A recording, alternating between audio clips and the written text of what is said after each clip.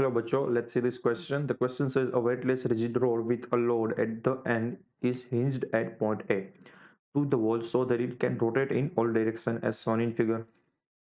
The rod is kept in horizontal position by a vertical inextensible thread of length small l fixed at its midpoint. The load receives a momentum in the direction perpendicular to the plane of the figure. Determine the period t of the small oscillation of the system. तो हमारे पास एक weightless rigid road था, जैसे कि इस diagram में given है। उसके एक एंड पर वेट रखा गया है। मान लो ये वाला वेट था, उसका मास था m, ठीक है। तो इस डायरेक्शन में वेट था mg, उसको यहाँ पर कनेक्ट किया गया है। उसके बीच में यानी कि मान लो कि ये पॉइंट O था, ठीक है। यहाँ से एक इनएक्सटेंसिबल स्ट्रिंग जिसकी लेंथ है स्मॉल, उसको कनेक्ट किया गया है ऊपर वाली वॉल से, ठीक है, ये बी पॉइंट के साथ। तो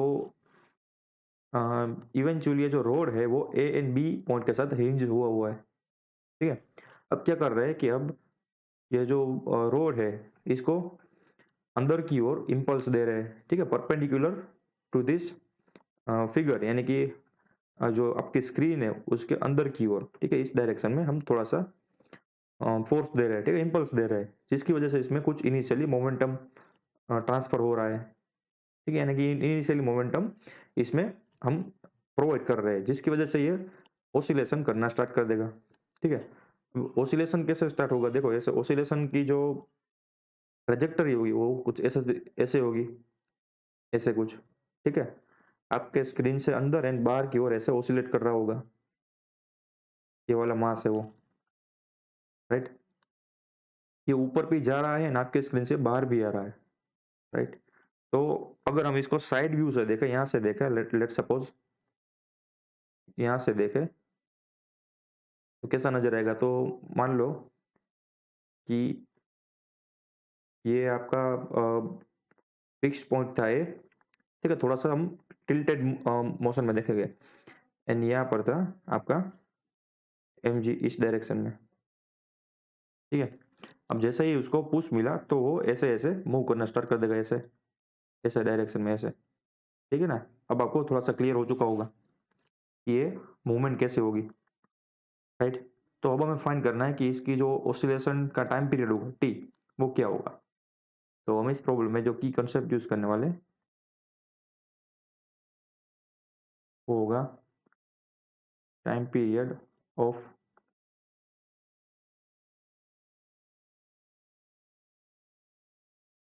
ये जो सिंपल हार्मोनिक ऑसिलेटर है, ठीक है, उसका यूज करने वाला है। Time period of simple harmonic oscillator, ठीक है। तो देखो ये वाला जो पॉइंट ओ के ए के अबाउट, सॉरी, ठीक है, पॉइंट ए के अबाउट ये ऑसिलेट कर रहा है, तो वो सिंपल हार्मोनिक ऑसिलेटर नहीं है। तो हमें इस रोड को सिंपल हार्मोनिक ऑसिलेटर में बदलना हो तो क्या करना पड़ेगा? क्योंकि उसका जो इक्वेशन होता है वो क्या होता है, 2 pi square root of L g, ठीक है। ये हमारे लिए आसान है क्योंकि हमारे पास इक्वेशन ही है, इसमें एल की वैल्यू पुट करनी पड़ेगी एंड जी की वैल्यू पुट करनी पड़ेगी। बट ये कभी पॉसिबल है? देखो, सिंपल हार्मोनिक ऑसिलेटर तो हम यहाँ पर बता देता हूँ, ये यहाँ पर वोल है, यहाँ पर एक बोब है, ठीक है। तो ऐसे मूव कर रहा होता है, तो ये हमारा सिंपल हार्मोनिक ऑसिलेटर हो गया। इसकी जो ग्रेविटी होती है वो सेम प्लेन में ही होती है, ठीक है। एंड ये जो ये वाली लेंथ है वो परपेंडिकुलर लेंथ है स्मॉल एल, राइट। तो ये हमारा सिंपल हार्मोनिक ऑसिलेटर हो गया। तो हमें ऐसा ही बनाना है। तो मैं यहाँ से क्या करूँगा कि ये जो ए पॉइंट है वहां से एक लाइन ड्रॉ करूंगा बी, ऐसे बी में से पास होती हुई, ठीक है, ऐसे। एंड वहां से एक परपेंडिकुलर ड्रॉ करूंगा टू द एम जी, ठीक है। तो ये वाला है वो मैं परपेंडिकुलर ड्रॉ किया एम जी पॉइंट के साथ, ठीक है। तो अब ये जो पॉइंट मैं मान लेता हूँ ओ पॉइंट है, सॉरी सी पॉइंट है, हमने ऑलरेडी ले लिया है, तो ये सी पॉइंट है। तो सी पॉइंट के अबाउट अगर हम देखेंगे यहाँ से इस वाले लोकेशन से, ठीक है, बोब से, तो ये जो ऑसिलेटरी मोशन होगी वो होगी सिंपल हार्मोनिक ऑसिलेटर। तो अब हमने क्या किया कि अगर हम सी पॉइंट से देखेंगे ना, तो ये जो मोशन दिखेगी हमें सिंपल हार्मोनिक ऑसिलेटर की तरह ही दिखेगी। ए पॉइंट से देखोगे तो वो सिंपल हार्मोनिक ऑसिलेटर नहीं होगा। ठीक है, तो हमने कन्वर्ट कर दिया। तो हमें जो लेंथ लेनी पड़ेगी ये वाले फोर व्हीलर में लगाने के लिए, एंड ग्रेविटेशनल एक्सेलरेशन वैल्यू लेनी पड़ेगी, वो इफेक्टिव लेनी पड़ेगी। ठीक है, तो अब लेंथ लेनी पड़ेगी ना, वो ये वाली लेंथ लेनी पड़ेगी। उसको मैं बोल देता हूँ एल प्राइम लेंथ। ठीक है, यहाँ से ये बोब के बीच की लेंथ। ठीक है, यहाँ से यहाँ तक की लेंथ एल प्राइम, वो हमें लेनी पड़ेगी। एंड ग्रेविटेशनल एक्सेलरेशन की वैल्यू लेनी पड़ेगी, वो भी इस डायरेक्शन में लेनी पड़ेगी। तो उसको मैं बोल देता हूँ जी प्राइम। ठीक है, तो ये दोनों हमें निकालना पड़ेगा। अब हम क्या अज्यूम करेंगे, ये वाला एंगल है थीटा अज्यूम करेंगे। एंड ये जो रोड की लेंथ है वो हमें गिवन नहीं है, तो हम एल अज्यूम करते हैं by default.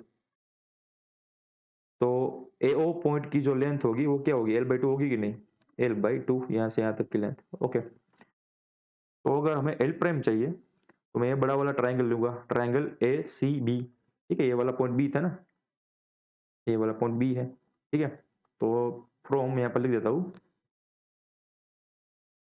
From triangle A C B.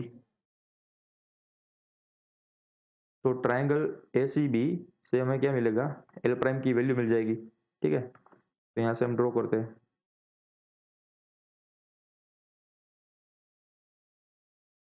तो ये एंगल है थीटा, ये एंगल है लेंथ है एल, एंड ये हमारी एल प्राइम लेंथ है, एंड ये है परपेंडिकुलर।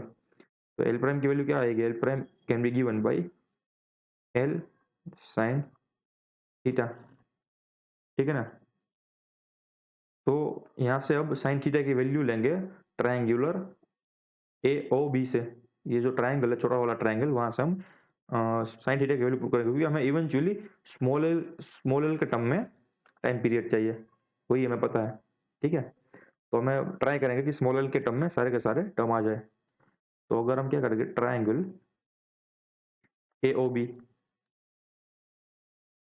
तो क्या है यहाँ से ट्राइंगल ऐसा है, ये वाला है राइट एंगल ट्राइंगल, एंड ये एल, एंड ये वाला होगा वो होगा एल बाई टू का लेंथ। ठीक है ना, क्योंकि हाफ हो गई। तो यहाँ से अगर हम थीटा की वैल्यू निकाले, साइन थीटा की वैल्यू, तो क्या आएगा, L upon small L by two, यानी कि two L upon capital L. ठीक है, तो हम लिख सकते हैं कि एल प्राइम की जो वैल्यू आ गई, L prime is equal to क्या लिख सकते हैं, यहाँ पीछे ही लिख देता हूँ, कंफ्यूजन ना हो। ठीक है, तो L prime is equal to क्या था, capital L into sine theta. तो capital L into sine theta, sine theta की वैल्यू क्या आ गई देखो, यहाँ पर सॉरी एल बाई टू नहीं आएगा, यहाँ पर ये वाली लेंथ आएगी ना, हाइपोटेनियस आएगा ना। ठीक है, तो उसको मैं डी एज्यूम करता हूँ, तो यहाँ पर क्या आएगा, एल अपॉन डी आएगा, एल अपॉन डी। तो एल प्राइम की वैल्यू क्या आ गई, L prime is equal to क्या हम लिख सकते हैं, एल अपॉन डी। ठीक है, अब हम सेम तरीके से जी प्राइम की वैल्यू फाइंड करेंगे। तो जी प्राइम क्या आएगा, ये देखो ये थीटा है, तो बाई जियोमेट्री एंगल होगा वो भी थीटा होगा। ये जो ब्लू वाला एंगल यहाँ पर बना रहा हूँ, ये एंगल भी थीटा होगा। ठीक है, तो मैं सिर्फ यहाँ पर एक्सेलरेशन सी डिनोट करता हूँ, तो नीचे की ओर था जी, तो हमारा जो इफेक्टिव एक्सेलरेशन आएगा जी प्राइम वो क्या होगा, जी कोस थीटा होगा। ठीक है, तो यहाँ से लिख सकते हैं फ्रॉम फिगर, या फिर from diagram, G prime is equal to G into cos theta. अब कोस थीटा की वैल्यू वापस से वो ट्राइंगल से फाइंड आउट कर लेते हैं, ये वाला जो ट्राइंगल है ए बी ओ, या फिर ए ओ बी। ठीक है, यहाँ पर लिख देता हूँ पहले तो, from triangular A O B, ये थीटा एंगल है। ठीक है, ये डी हमने अज्यूम किया है, एल है यानी एल बाई टू है। तो यहाँ से कोस थीटा की वैल्यू क्या आ जाएगी, cos theta is equal to L by two into D. ठीक है, तो वो वैल्यू यहाँ पर पुट कर दो, तो यहाँ से हमें मिलेगा g capital L upon two small d. ठीक है, तो हमें जी प्राइम की वैल्यू भी मिल गई। तो इसको मैं बोल देता हूँ सेकंड इक्वेशन, एंड इसको मैं बोल देता हूँ फर्स्ट इक्वेशन। तो यहाँ पर लिख देता हूँ फ्रॉम फर्स्ट एंड सेकंड